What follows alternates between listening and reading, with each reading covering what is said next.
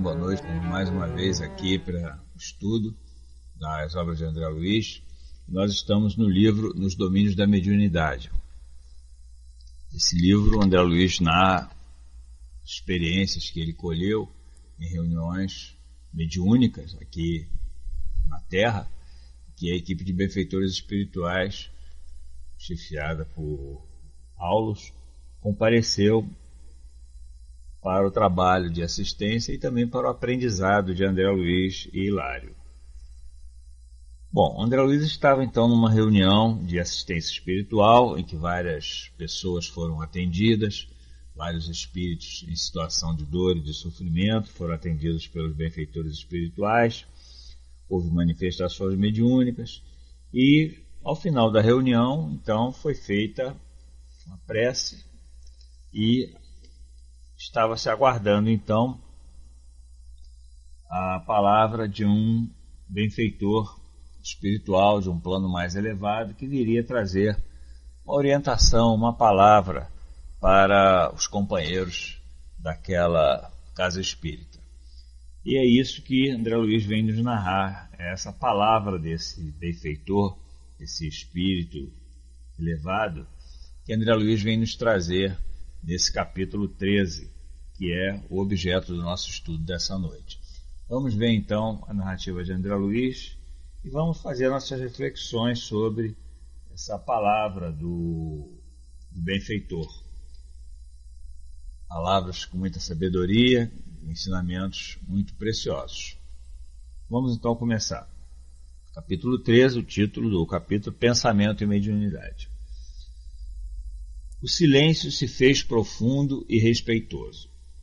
O grupo esperava a mensagem terminal.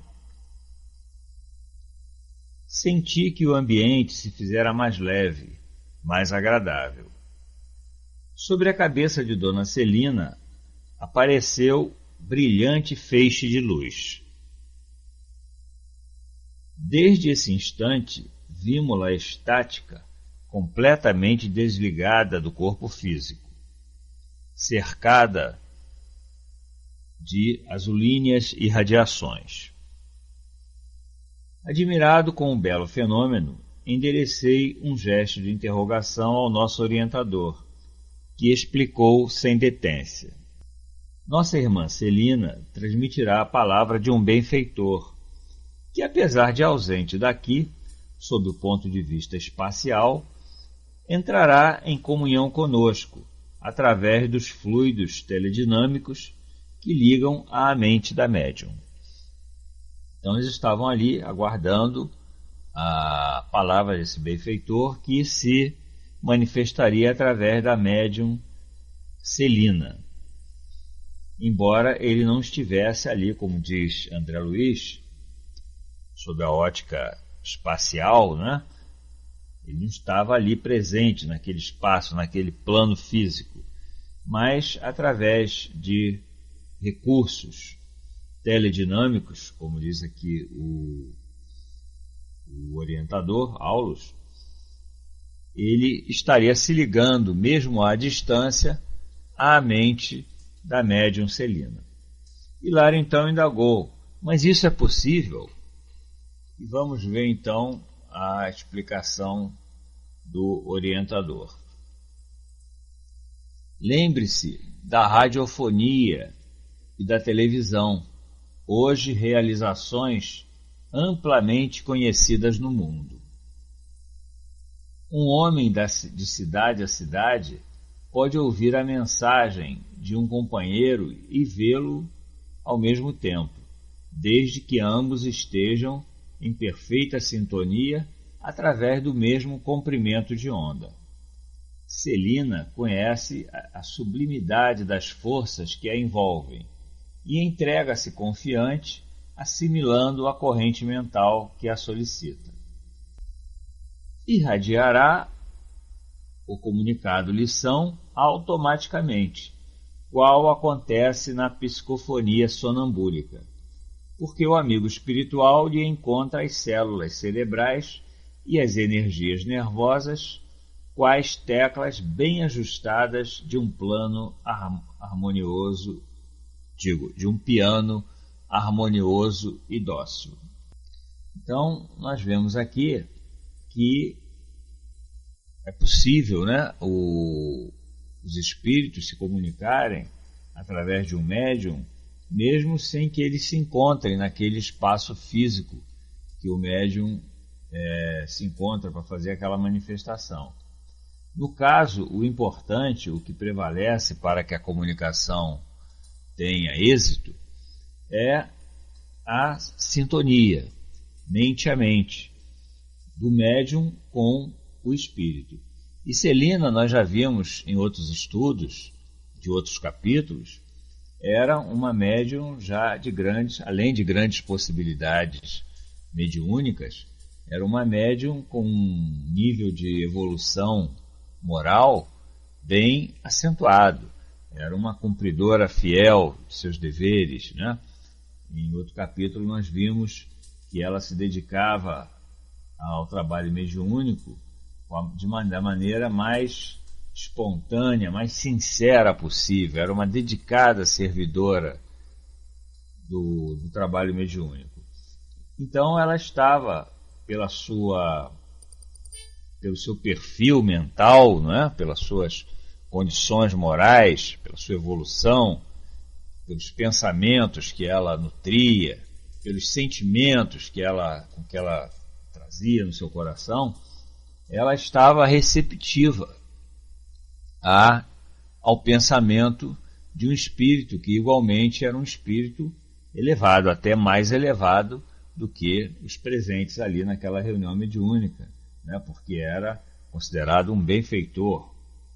Então, através dessa sintonia, desse sincronismo entre as mentes do médium e do espírito, é que a comunicação mediúnica é possível, mesmo à distância, mesmo sem que o espírito se encontre naquele espaço físico em que está presente o médium que irá servir como intermediário da comunicação.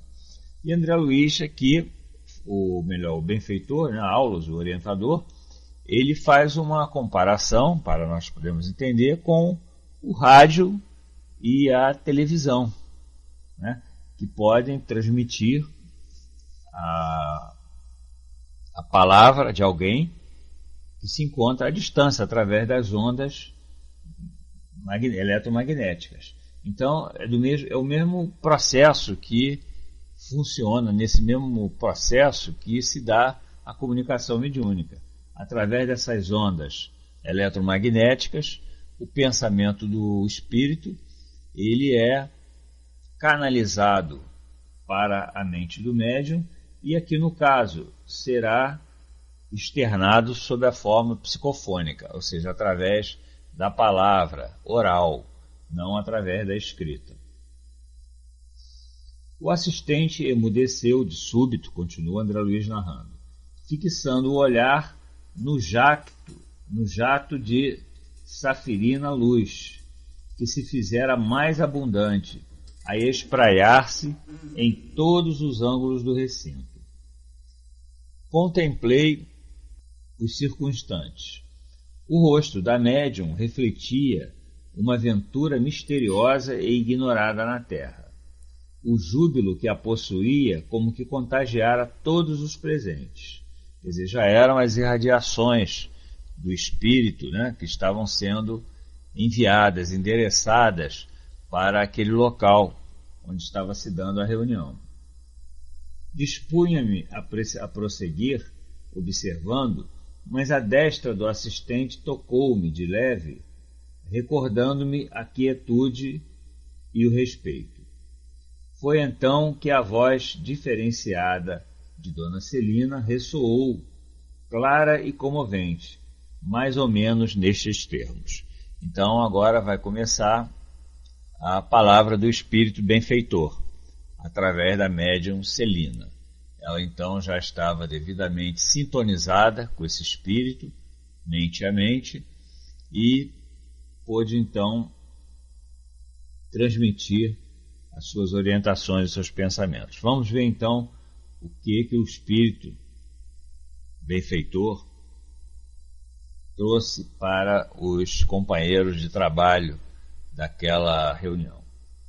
Ele começa dizendo: meus amigos, guardemos a paz que Jesus nos legou, a fim de que possamos servi-lo em paz. Em matéria de mediunidade, não nos esqueçamos do pensamento. Então a gente já vê aqui que o tema, da mensagem, o assunto que o Espírito irá abordar, será a questão da mediunidade. Então, em matéria de mediunidade, não nos esqueçamos do pensamento, diz o Espírito. Nossa alma vive onde se lhe situa o coração. Caminharemos ao influxo de nossas próprias criações, seja onde for. Quer dizer, então, é aquele ensinamento de Jesus, onde está o teu coração, aí está o teu tesouro. Então, o nosso pensamento, aquilo que nós valorizamos, que nós estamos ligados, está justamente onde está o nosso coração, ou seja, onde estão os nossos desejos, os nossos valores. É ali que nós situamos nosso pensamento. A gravitação no campo mental é tão incisiva quanto na esfera da experiência física. Continua o benfeitor. Servindo ao progresso geral, move-se a alma na glória do bem. Emparedando-se no egoísmo, arrasta-se em desequilíbrio sob as trevas do mal. A lei divina é o bem de todos. Colaborar na execução de seus propósitos sábios é iluminar a mente e clarear a vida. Opor-lhe entraves, a pretexto de acalentar caprichos perniciosos, é obscurecer o raciocínio e coagular a sombra ao redor de nós mesmos. Então, ele enfatiza aqui, lembrando que a lei divina, que são as leis naturais, chamadas leis de Deus, elas existem para o bem de todos. É através delas que nós chegaremos à nossa condição de perfeição relativa para a qual nós fomos criados. E com essa perfeição, quando chegarmos a essa perfeição, conheceremos então a verdadeira felicidade, aquela felicidade dos espíritos puros, dos espíritos já inteiramente depurados de vícios, de imperfeições, de paixões interiores, de apegos e de sentimentos inferiores como o egoísmo, como o orgulho, como a vaidade. Então, o espírito aqui, orientador, o benfeitor, lembra que, através do cumprimento das leis divinas, aquelas leis morais que Kardec nos traz no Livro dos Espíritos, é que nós estaremos nos iluminando, ou seja, estaremos nos clareando para a vida, dando um passo adiante no rumo à nossa destinação final, que, como eu disse, é a perfeição. Quando, ao contrário, nós opomos algum tipo de resistência ao atendimento dessas leis, como diz aqui o benfeitor, sob o pretexto de alimentar caprichos, que na verdade nos são perniciosos, só vão nos fazer o mal, nós estaremos atrasando o nosso progresso, estaremos criando uma barreira que vai impedir, inclusive, a aproximação dos espíritos mais adiantados, que querem nos intuir, querem nos inspirar para o bem, para que nós possamos crescer. No momento em que nós direcionamos as nossas ações, os nossos sentimentos, os nossos pensamentos em sentido contrário ao que nos apontam as leis morais, nós estamos criando essa barreira vibratória que vai impedir a aproximação de espíritos mais elevados, espíritos que irão nos ajudar nessa nossa caminhada, nos ajudar a fazer as nossas escolhas, a optarmos pelo caminho certo. É isso que o benfeitor diz aqui no começo das suas palavras. E ele continua: é indispensável ajuizar quanto à direção dos próprios passos, de modo a evitarmos o nevoeiro da perturbação e a dor do arrependimento. Nos domínios do espírito não existe a neutralidade. É aquilo que Jesus disse, né? Seja o nosso dizer sim, sim, não, não. Né? Sejamos quentes ou frios, nunca mornos, como o Cristo ensinou na sua passagem aqui pela vida corporal. Então, o benfeitor ressalta isso, né? Que nas questões de espírito, na questão da nossa evolução, não existe a neutralidade. Ou nós estamos sintonizados com o bem, ou nós fizemos essa opção para o bem, ou estamos apegados ainda ao mal, perseverando no mal. Né? Não existe o meio termo, nós temos que fazer as nossas escolhas. E para isso é que nós somos dotados de livre-arbítrio, para que nós possamos decidir conforme os nossos interesses, conforme os nossa evolução, né? Aquilo que nós já conseguimos conquistar em termos de valores espirituais. Evoluímos com a luz eterna, segundo os desígnios de Deus, ou estacionamos na treva, conforme a indébita determinação do nosso eu. Quer dizer, ou a gente vai crescer, a gente vai caminhar para frente, que é desígnio de Deus, né? Para isso que nós fomos criados.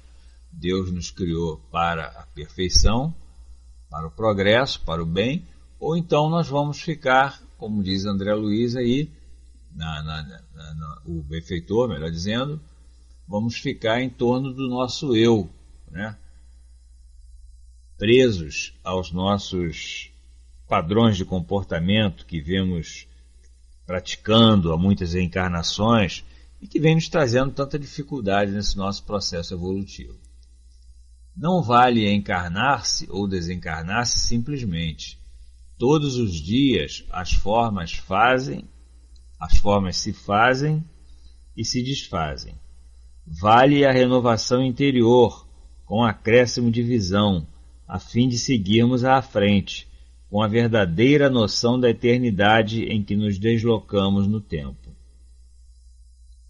Consciência pesada de propósitos malignos, revestida de remorsos, referta de ambições desvairadas ou denegrida de aflições, não pode senão atrair forças semelhantes, que a encadeiam a torvelinhos infernais. Então, mais uma vez, a questão da sintonia, né? Nós, na medida em que praticamos pensamentos, sentimentos e atitudes no campo do bem, compatíveis com as leis naturais, nós emitimos um determinado tipo de energia, né? Nós vivemos o tempo todo irradiando e recebendo irradiações. Emanamos de nós fluidos e recebemos emanações fluídicas. Então, a natureza desses fluidos que nós iremos irradiar, elas são compatíveis com a natureza das nossas ações, dos nossos pensamentos e dos nossos sentimentos. Por isso ele diz aqui que a consciência pesada de propósitos malignos, ambições desvairadas, elas vão atrair para nós forças semelhantes, forças em igual situação, que vão nos levar a o que o benfeitor chama de torvelinhos infernais, que são aquelas situações de dificuldade, né? Aquelas expiações que nós temos que passar, porque estaremos atraindo para a nossa atmosfera espiritual espíritos igualmente em desequilíbrio, igualmente ainda desajustados para com a lei natural. Por isso é importante nós procurarmos pelo menos, né, vigiarmos para tanto, para que nós permanentemente estejamos sintonizados com o bem, para que possamos permitir a aproximação dos bons espíritos, porque senão nós criaremos essa couraça, né, essa barreira vibratória com os fluidos, com as emanações fluídicas deletérias que vão emanar dos nossos maus pensamentos, dos nossos maus sentimentos, das nossas más ações, e não permitiremos, né, estaremos impedindo que os espíritos mais adiantados se aproximam e nos influenciem. Nós estaremos sob a influência de espíritos inferiores que vão querer cada vez mais nos levar a esses torvelinhos infernais, que diz aí o benfeitor espiritual. Vão querer cada vez mais fazer com que nós estejamos no campo do mal, né? Praticando o mal e atrasando a nossa evolução, o que vai nos gerar dor e sofrimento. A obsessão é sinistro conúbio da mente com o desequilíbrio comum às trevas. Pensamos e imprimimos existência ao objeto idealizado. A resultante visível de nossas cogitações mais íntimas denuncia a condição espiritual que nos é própria, e quantos se afinam com a natureza de nossas inclinações e desejos aproximam-se de nós pelas amostras do nosso pensamento. Então, quando nós pensamos, nós emitimos um pensamento, nós como que materializamos esse pensamento, né? É aquilo que Kardec chama de fotografia do pensamento. É criado como uma fotografia daquilo que nós estamos pensando. E essa imagem, ela é projetada no espaço, né? No éter. E os espíritos, eles fora do corpo físico, eles têm essa percepção, eles podem perceber essa fotografia do nosso pensamento e vão então, essa fotografia do pensamento vai denunciar, que vai demonstrar em que lado nós estamos, né? Se no lado do bem ou se no lado do mal. É que vai denunciar nosso psiquismo, né? Como nós estamos, nossa condição espiritual. São esses pensamentos, essa fotografia do pensamento, que vai permitir que os nossos irmãos desencarnados percebam a nossa condição espiritual. Por isso ele diz aí, a resultante visível de nossas cogitações mais íntimas denuncia a condição espiritual que nos é própria. Quer dizer, os nossos mais íntimos pensamentos, eles são denunciados através dessa fotografia do pensamento.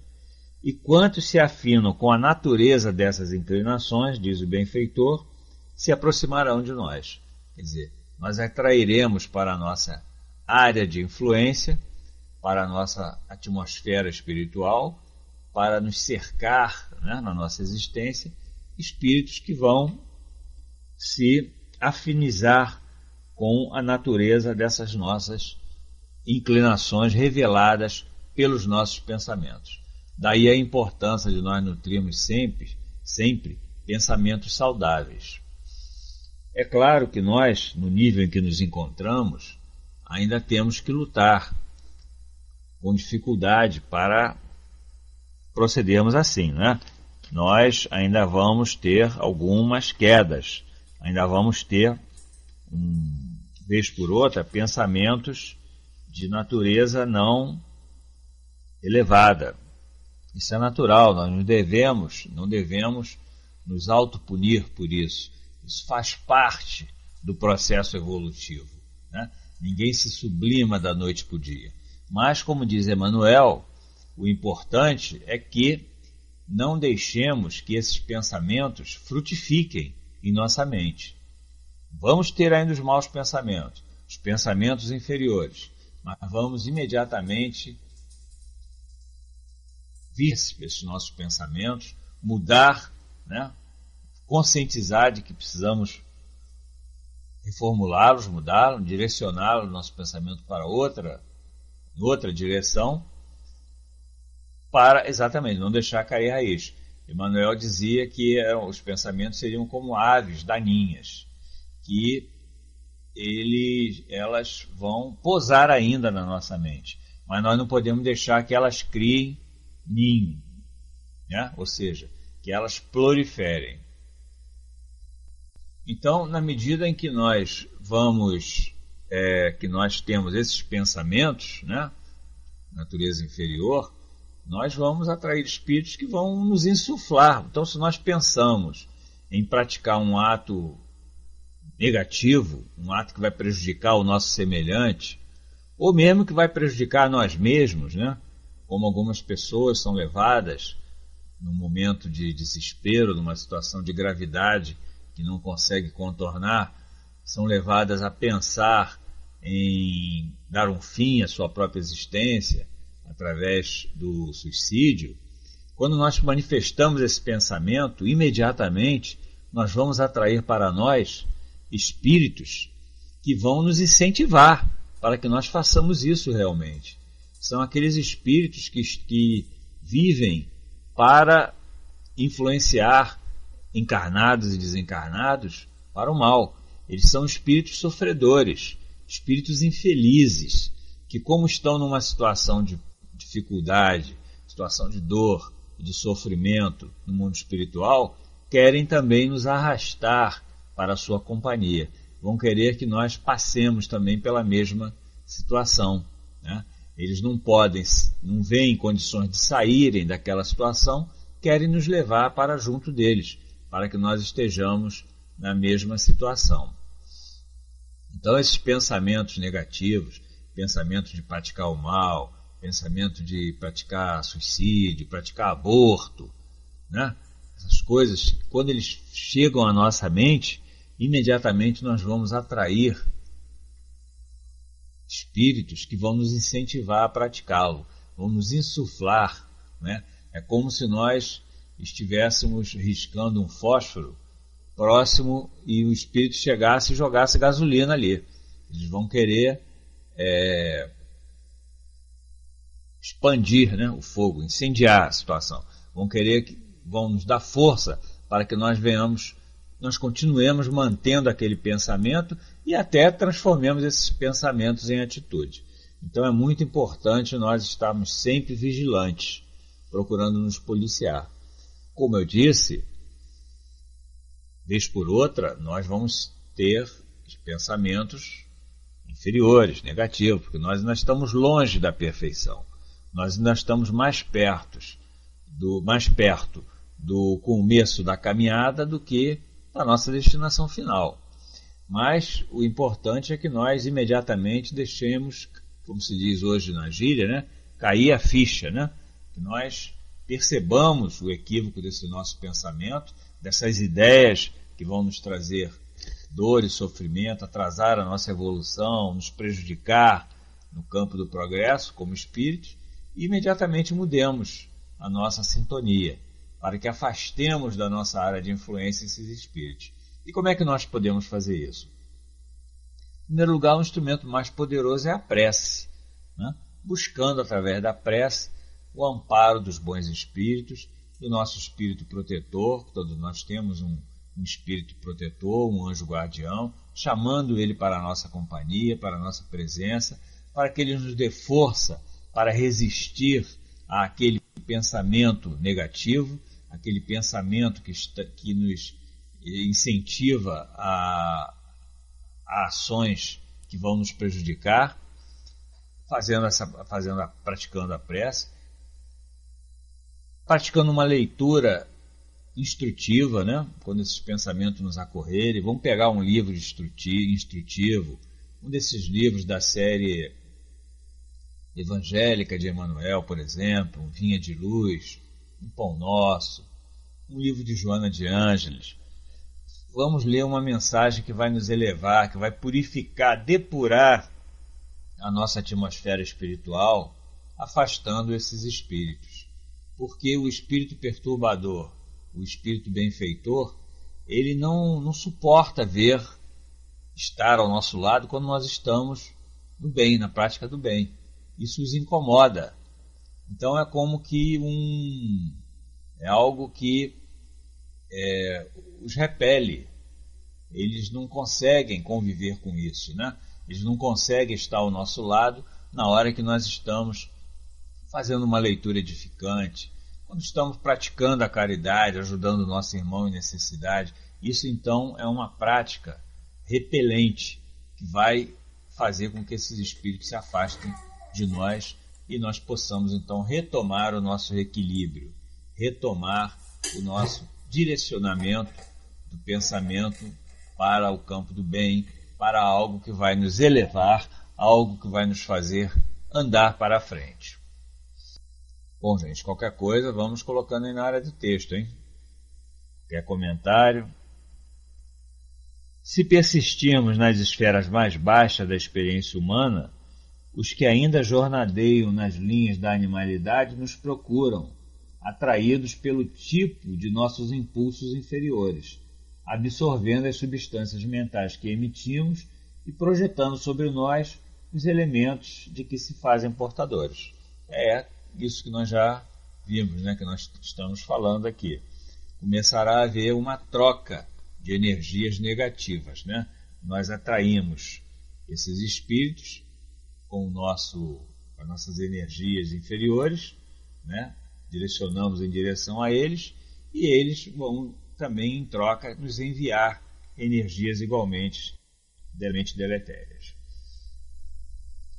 Diz o benfeitor: imaginar é criar, e toda criação tem vida e movimento. É aquela fotografia do pensamento a que nós nos referimos. Impondo responsabilidade à consciência que a manifesta. E como a vida e o movimento se vinculam aos princípios de permuta, é indispensável analisar o que damos a fim de ajuizar quanto àquilo que devamos receber. Quer dizer, nós vamos receber de acordo com aquilo que nós estamos dando. A vida nos devolve aquilo que nós damos à vida, né? Então, se nós estamos dando à vida pensamentos negativos, pensamentos inferiores, nós receberemos em troca uma influência inferior.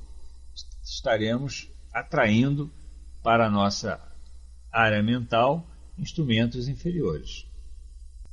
Quem apenas mentalize angústia e crime, miséria e perturbação, poderá refletir no espelho da própria alma outras imagens que não sejam a de desarmonia e de sofrimento?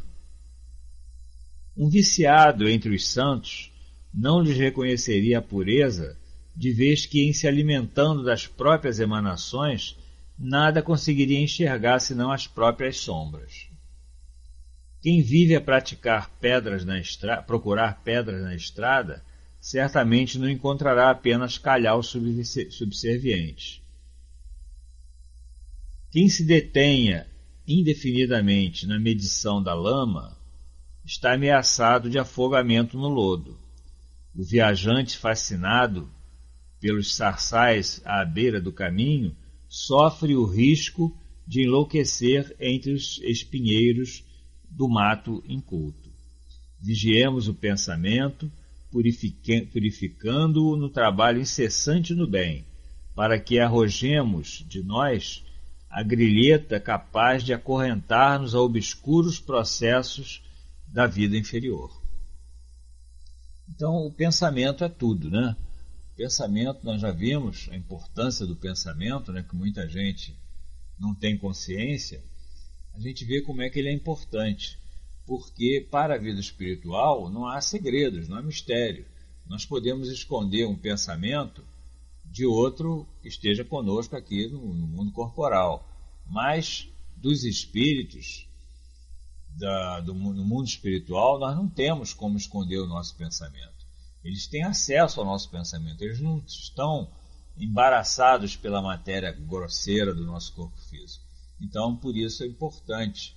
E nós vamos atrair para a nossa área de influência espíritos que pensam da mesma natureza que nós.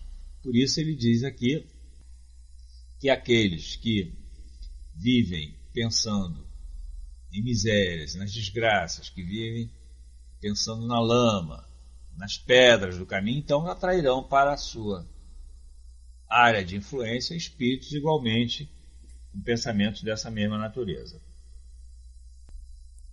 A mediunidade torturada não é senão o enlace de almas comprometidas em aflitivas provações nos lances do reajuste. E para abreviar o tormento que flagela de 1000 modos a consciência reencarnada ou desencarnada, quando nas grades expiatórias é imprescindível atender à renovação mental, o único meio de recuperação da harmonia. Quer dizer, o único meio de nós reajustarmos com o bem, com a sintonia com o bem, é através da nossa renovação mental, renovarmos os nossos pensamentos, direcionarmos nossa mente, nossas ideias em outro sentido. Satisfazer-se alguém com um rótulo em matéria religiosa, sem qualquer esforço de sublimação interior, é tão perigoso para a alma quanto deter uma designação honorífica entre os homens, com menosprezo pela responsabilidade que ela impõe. Títulos de fé não constituem meras palavras, acobertando-nos deficiências e fraquezas. Expressam deveres de melhoria, a que não nos será lícito fugir sem agravo de obrigações. Então não vale o rótulo religioso. Não é pelo fato de estarmos vinculados a uma corrente religiosa, estarmos praticando as nossas obrigações perante essa religião que nós abraçamos, que nós estaremos caminhando na nossa evolução. É preciso que isso tudo seja transformado em atitude, em prática, como ele diz aqui, através de um esforço no trabalho do bem, procurando ajudar o nosso semelhante. É assim que nós vamos realizar o nosso crescimento. A religião ela é importante na medida em que ela nos esclarece, ela nos orienta, mas não vai substituir o trabalho que nós precisamos realizar para que esse progresso venha a ser conseguido. Então, aqui, se referindo mais específico aos espíritas, ele diz: ninguém realmente espírita à altura desse nome, tão só porque haja conseguido a cura de uma escabiose renitente com amparo de entidades amigas, e se decida por isso a aceitar a intervenção do além-túmulo na sua existência. E ninguém é médium, na elevada conceituação do termo, somente porque se faça órgão de comunicação entre criaturas visíveis e invisíveis. Aliás, Kardec diz isso no Livro dos Médiuns. Se reconhece o bom médium pela qualidade dos espíritos que ele atrai para servir de intermediário. É pela natureza das comunicações que ele serve como intermediário é que vai se qualificar o médium. Não é pela quantidade de espíritos que se manifesta, não é pelo tipo de manifestação que ele produz, mas pela natureza dos espíritos com os quais ele se sintoniza. Para conquistar a posição de trabalho a que nos destinamos, de conformidade com os princípios superiores que nos enaltecem o roteiro, é necessário concretizar-lhes a essência em nossa estrada, por intermédio do testemunho da nossa conversão ao amor santificante. Não bastará, portanto, meditar a grandeza do nosso idealismo superior. É preciso substancializar-lhe a excelsitude em nossas manifestações de cada dia. Então, é aquilo que nós já dissemos, né? É preciso transformar em atitude tudo isso que nós estamos adquirindo em termos de conhecimento, e que a doutrina espírita é rica, né? Conhecimento acerca da nossa realidade existencial, acerca da prática da caridade, Exato, é preciso um esforço, é preciso um trabalho. Não basta ficar no campo do conhecimento, né? Saímos por aí recitando o Evangelho, recitando o Livro dos Espíritos, se nossas atitudes, se nossas ações não espelham esses ensinamentos, né? Não refletem o que nós estamos divulgando. Ele continua: os grandes artistas sabem colocar a centelha do gênio numa simples pincelada, num reduzido bloco de mármore, ou na mais ingênua composição musical. As almas realmente convertidas ao Cristo lhe refletem a beleza nos mínimos gestos de cada hora, seja na emissão de uma frase curta, na ignorada cooperação em favor dos semelhantes, ou na renúncia silenciosa que a apreciação terrestre não chega a conhecer. Então aqui ele lembra Jesus, né?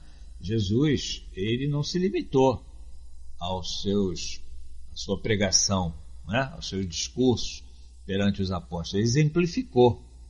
Ele ajudou a curar vários enfermos, trouxe a cura, afastou o que na época se chamavam os demônios, né? Que eram aqueles obsidiados da época, e não se limitou apenas ao discurso doutrinário. Ele transformou as suas palavras em ação. Ele exemplificou. Então é isso que o benfeitor aqui procura nos transmitir. Nossos pensamentos geram nossos atos e nossos atos geram pensamentos nos outros.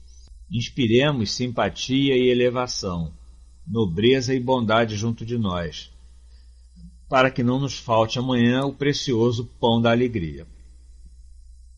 Convicção de imortalidade, sem altura de espírito que lhe corresponda, será projeção de luz no deserto.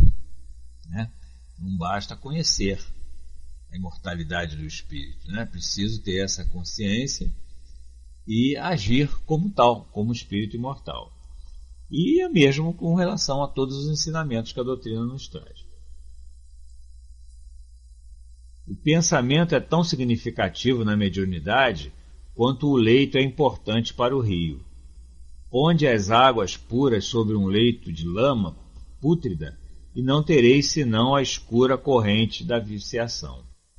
Indubitavelmente, divinas mensagens descerão do céu à terra. Entretanto, para isso, é imperioso construir canalização adequada. Ou seja, é preciso que os médiuns se qualifiquem para que possam receber essas mensagens instrutivas, essas mensagens mais relevantes.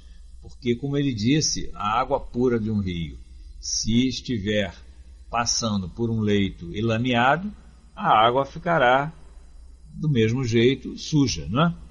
Então é preciso que a mente do médium esteja limpa, como um recipiente que vai receber algo puro, algo sublime, para não contaminá-lo. Jesus espera pela formação de mensageiros humanos capazes de projetar no mundo as maravilhas do seu reino. Para atingir seu aprimoramento ideal, é imprescindível que o detentor de faculdades psíquicas não se detenha no simples intercâmbio. Ser-lhe-á indispensável a consagração de suas forças às mais altas formas da vida, buscando na educação de si mesmo e no serviço desinteressado a favor do próximo o material de pavimentação de sua própria senda. A comunhão com os orientadores do progresso espiritual do mundo através do livro nos enriquece de conhecimento, acentuando-nos o valor mental. E a plantação de bondade constante traz consigo a colheita de simpatia, sem a qual o celeiro da existência se reduz à furna de desespero e desânimo. Não basta ver, ouvir ou incorporar espíritos desencarnados para que alguém seja conduzido à respeitabilidade. Irmãos ignorantes ou irresponsáveis enxameiam, como é natural, todos os departamentos da Terra, em vista da posição evolutiva deficitária em que ainda se encontram as coletividades do planeta. E muita vez sem qualquer raiz de perversidade propriamente dita, milhares de almas, despidas do envoltório denso, praticam o vampirismo junto dos encarnados invigilantes, simplesmente no intuito de prosseguirem coladas às sensações do corpo físico, dos quais não se sentem com suficiente coragem para se desvencilharem. Quer dizer, são aqueles irmãos nossos que voltam para o mundo espiritual portando vícios de várias ordens, como, por exemplo, o vício ao tóxico, vício ao fumo, vício ao álcool consumido de maneira exagerada. Esses irmãos voltam ao mundo espiritual e, para satisfazer os seus desejos, para satisfazer as suas necessidades que o vício lhe impõe, eles vão vampirizar os encarnados, né? Nós aqui que estamos aqui na Terra, que praticamos esses vícios como uma forma de sugar, absorver as energias que daí emanam para poderem satisfazer as suas necessidades. Então é preciso evitar, né, essas práticas viciosas para que nós não venhamos ser instrumentos desses espíritos vampirizadores. Toda tarefa para crescer exige trabalhadores que se dediquem ao crescimento, à elevação de si mesmo. Isso é demasiado claro em todos os planos da natureza. Não há frutos na árvore nascente. A madeira não devastada é incapaz de servir com eficiência no santuário doméstico. Nós já estamos com o nosso tempo estourado. A mensagem é muito instrutiva, estamos vendo, né? Muito bonita, né? Quase que poética. Mas nós vamos então, para não passar muito, ainda falta aqui um trecho, vamos aqui já para o fechamento da mensagem, né? Para que nós possamos não passar muito, né? Porque a espiritualidade que está conosco também tem os seus deveres, né? E não pode não estar à nossa disposição para ficar aqui o tempo que nós queremos. Podemos resumir aqui o final da mensagem quando ele diz aqui, ó: o pensamento puro e operante é a força que nos arroja do ódio ao amor, da dor à alegria, da terra ao céu.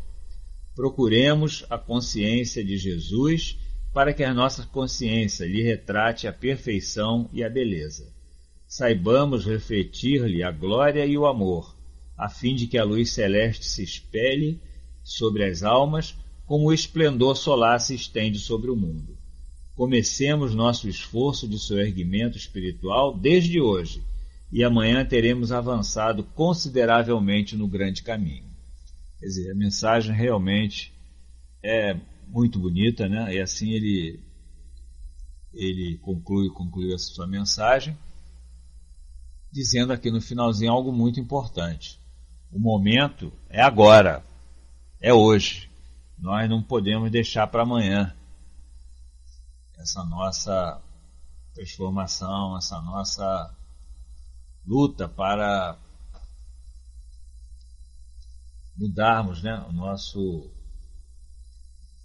nossos padrões de comportamento. O momento é agora, porque cada dia que passa, cada dia que nós atrasamos nesse processo transformador, implica também atraso na nossa chegada à perfeição, à felicidade, e o que é pior, implica em caminhos mais difíceis, né, mais pedregosos, mais espinhosos, para que nós possamos chegar à nossa destinação. Bem, gente, com essa linda mensagem do benfeitor, nós concluímos esse estudo, né? Agradecemos a todos aí pela companhia, que a tua paz, Jesus, esteja conosco, agora e sempre, assim seja.